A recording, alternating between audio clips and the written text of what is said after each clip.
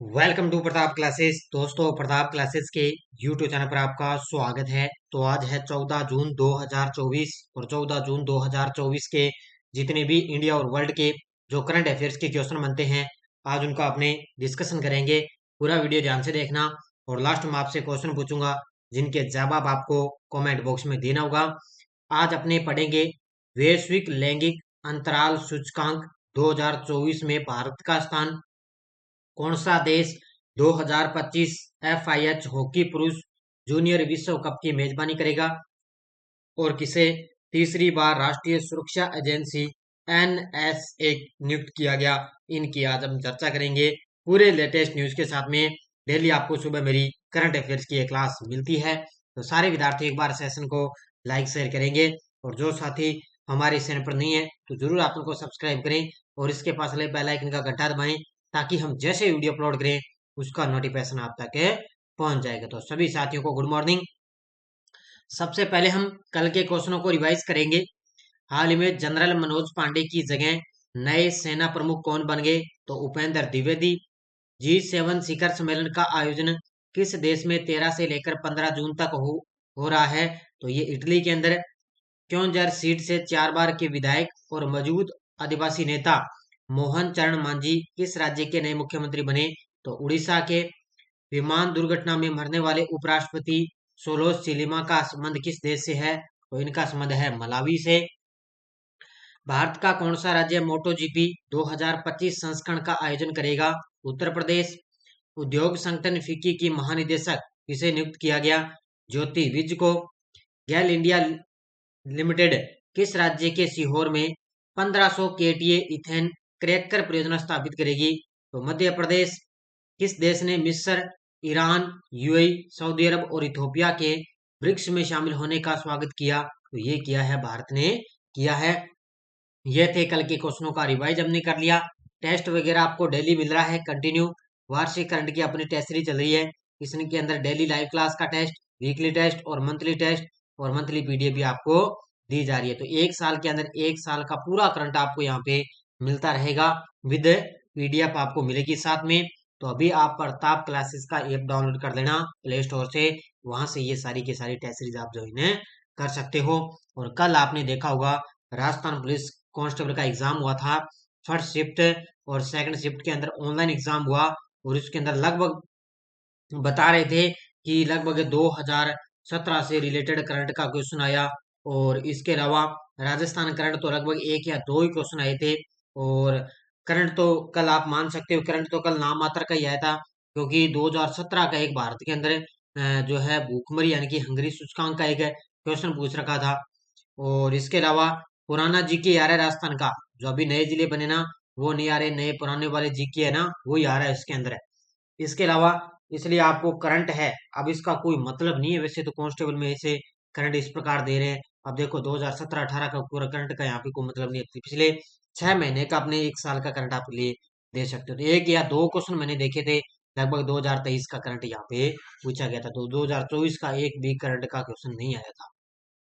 अब आज फिर इसका उनका एग्जाम है 14 जून को, फर्स्ट शिफ्ट और सेकंड शिफ्ट में, उसमें पता लगेगा भी आज भी इसमें किस प्रकार के क्वेश्चन आए हैं। तो स्टार्ट करते हैं आज की क्लास। पहला क्वेश्चन देखो, वैश्विक लैंगिक अंतराल सूचकांक 2024 में भारत को कौन सा स्थान मिला है?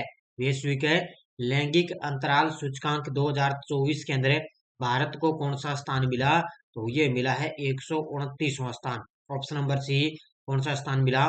129वां स्थान मिला है किसको? भारत को। किसके अंदर? वैश्विक लैंगिक अंतराल सूचकांक 2024 के अंदर।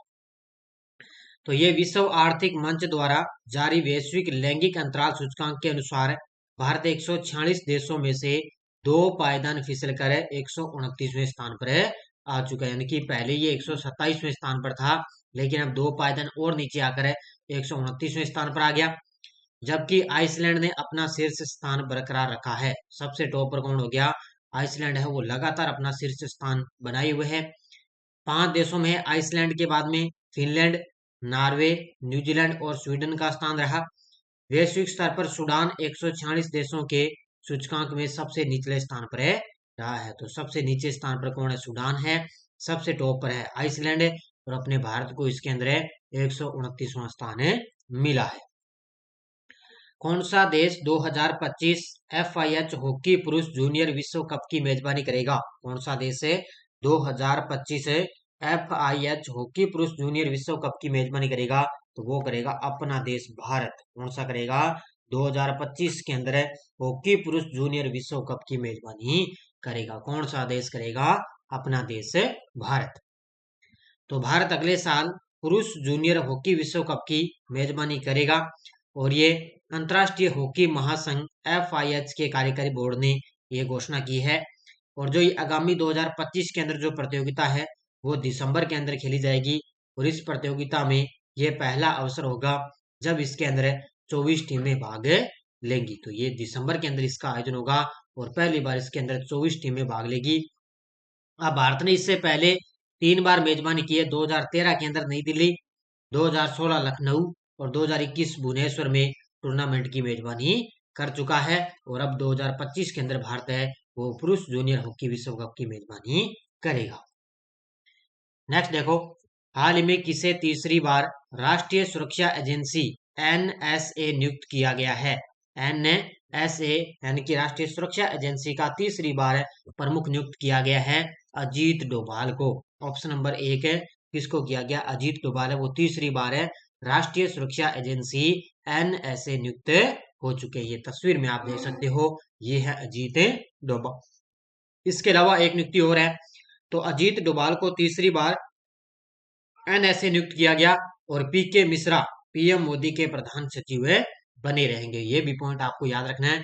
अब 2 नियुक्तियां होगी यहाँ पर है, अजीत डोभाल है वो तीसरी बार NSA नियुक्त हो गए और जो PK मिश्रा है वो PM मोदी के प्रधान सचिव बने रहेंगे। डोभाल तीसरी बार NSA बनने वाले पहले व्यक्ति हैं। डोभाल और मिश्रा दोनों मोदी सरकार के दोनों कार्यकाल के इसी पद पर रहेंगे। कैबिनेट की नियुक्ति समिति के आदेश के अनुसार इनकी नियुक्ति 10 जून से ही प्रभावी होगी है। तो इनकी 10 जून से ही इनकी नियुक्ति प्रभावी हो चुकी है, इसलिए ये दोनों पद पर रहेंगे। और जो PK मिश्रा है ये PM मोदी के प्रधान सचिव बने रहेंगे। तो ये दोनों पॉइंट अलग अलग है, याद रखना इनको। हाल ही में पेमा खांडू ने किस राज्य के CM पद की शपथ ली है? हाल ही में पेमा खांडू ने किस राज्य के CM पद की शपथ ली? तो ये बन चुके हैं अरुणाचल प्रदेश के CM। तो ये इनका तीसरा कार्यकाल स्टार्ट हो चुका है। PM जो पेमा खांडू है अरुणाचल प्रदेश के नए CM बन गए और इनका तीसरा कार्यकाल शुरू हो चुका है। और ये 2016 से लगातार पेमा खांडू है वो अरुणाचल प्रदेश के CM बनते आ रहे हैं। तो पेमा खांडू ने गुरुवार को अरुणाचल के CM पद की उन्होंने शपथ ले ली। डिप्टी CM चाउना मीन और उनको 10 मंत्रियों ने उनको शपथ दिलाई। ईटानगर के दोहरजी खांडू कन्वेंशन सेंटर में शपथ समारोह में गृह मंत्री अमित शाह और भाजपा अध्यक्ष है JP नड्डा यहाँ पर मौजूद रहे। पेमा खांडू लगातार 2016 से अरुणाचल प्रदेश के CM है और उनका ये लगातार तीसरा कार्यकाल है होगा। तो इनका ये तीसरा कार्यकाल बन चुका है। तो अरुणाचल प्रदेश के ये पेमा खांडू है उन्होंने CM पद की शपथ ले ली। हाल ही में भारतीय नौसेना ने किस देश के साथ संयुक्त समुद्री अभ्यास जिमेक्स 2024 प्रारंभ किया है? हाल ही में भारतीय नौसेना ने किस देश के साथ संयुक्त समुद्री अभ्यास जिमेक्स 2024 प्रारंभ किया? तो ये किया है भारत और जापान ने। किसने किया है? भारत और जापान के बीच में ये नौसेना है, भारतीय नौसेना ने इनका जो संयुक्त समुद्री अभ्यास है जिसका नाम है जिमेक्स 2024 है और ये भारत और जापान के बीच में स्टार्ट हो चुका है। तो भारत जापान समुद्री अभ्यास जिमेक्स 24 का 8वां संस्करण जापान के योकोसुका में शुरू हो चुका है। तो ये कौन सा संस्करण है? 8वां संस्करण है और ये जापान के योकोसुका में शुरू हो गया। जिमेक्स 24 अभ्यास का आयोजन Japan maritime self defence force द्वारा इसका आयोजन किया जा रहा है और इसके अंदर भारतीय नौसेना का जो स्वदेशी स्टील्थ फ्रिगेट है INS शिवालिक वो द्विपक्षीय समुद्री अभ्यास के इसके अंदर भाग लिया। यानी कि INS जो जहाज होते हैं ना शिवालिक है वो इसके अंदर इसने भाग लिया। और जापान का प्रतिनिधित्व गाइडेड मिसाइल है विध्वंसक जेस युगरी ने इसके अंदर भाग लिया है। तो भारत और जापान के बीच में कौन सा अभ्यास है? जिमेक्स का 8वां संस्करण शुरू हो चुका है। हाल ही में ग्लोबल कार्बन प्रोजेक्ट के अनुसार दुनिया का सबसे बड़ा नाइट्रस ऑक्साइड उत्सर्जक देश कौन सा है? हाल ही में ग्लोबल कार्बन प्रोजेक्ट के अनुसार है दुनिया का सबसे बड़ा नाइट्रस ऑक्साइड उत्सर्जक देश कौन सा है, तो वो है चीन देश। कौन सा है, सबसे टॉप पर है चीन देश है। और दूसरा स्थान किसका है, भारत का। कौन सा स्थान है, दूसरा, पहला चीन का है और दूसरा स्थान भारत का है। और ये ग्लोबल कार्बन प्रोजेक्ट की रिपोर्ट आई है, उसके अनुसार ये दुनिया का सबसे बड़ा नाइट्रस ऑक्साइड उत्सर्जक देश है बन गया। कौन सा देश है, चीन देश। तो N2O यानी कि नाइट्रस ऑक्साइड के शीर्ष 5 उत्सर्जक देश हैं। सबसे टॉप पर है चीन 16.7%, उसके बाद में भारत है 10.9%, फिर अमेरिका 5.7, फिर ब्राजील 5.3 और फिर है रूस 4.6, यानी कि ये टॉप 5 देश हैं। भारत चीन के बाद वैश्विक स्तर पर N2O के उत्सर्जन में दूसरे स्थान पर है रहा है। ग्लोबल कार्बन प्रोजेक्ट द्वारा किए गए अध्ययन में कहा गया कि साल 1980 से 2020 के बीच धरती को गर्म करने वाली नाइट्रस ऑक्साइड गैस के उत्सर्जन में 40% का इजाफा हुआ है, क्योंकि धीरे धीरे गर्मी यानी कि इतना तापमान बढ़ चुका है तो धीरे धीरे इसके अंदर उत्सर्जन ज्यादा हो चुका है। तो सबसे टॉप पर है चीन और भारत दूसरे स्थान पर पहुंच चुका है। विश्व बैंक ने भारत के वित्त वर्ष 2025 के जीडीपी कितने प्रतिशत बरकरार रखा है, तो अलग अलग आपको संस्थाओं को पता है आगामी जीडीपी वगैरह उनका अनुमान लगाते हैं। तो विश्व बैंक ने भारत का आगामी जो जीडीपी है 2025 के अंदर उन्होंने अनुमान लगाया है 6.6% का। कितना लगाया है, 6.6% का उन्होंने जीडीपी का अनुमान लगाया है। तो वर्ल्ड बैंक ने भारतीय अर्थव्यवस्था इंडियन इकोनॉमी के सबसे तेज गति से बढ़ने का अनुमान लगाया। वर्ल्ड बैंक ने 11 जून को वित्त वर्ष 2025 में भारत के लिए अपने सकल घरेलू उत्पाद यानी जीडीपी में 6.6% की बढ़ोतरी का अनुमान उन्होंने बरकरार रखा है। तो यानी कि 6.6% की बढ़ोतरी का अनुमान रखा है।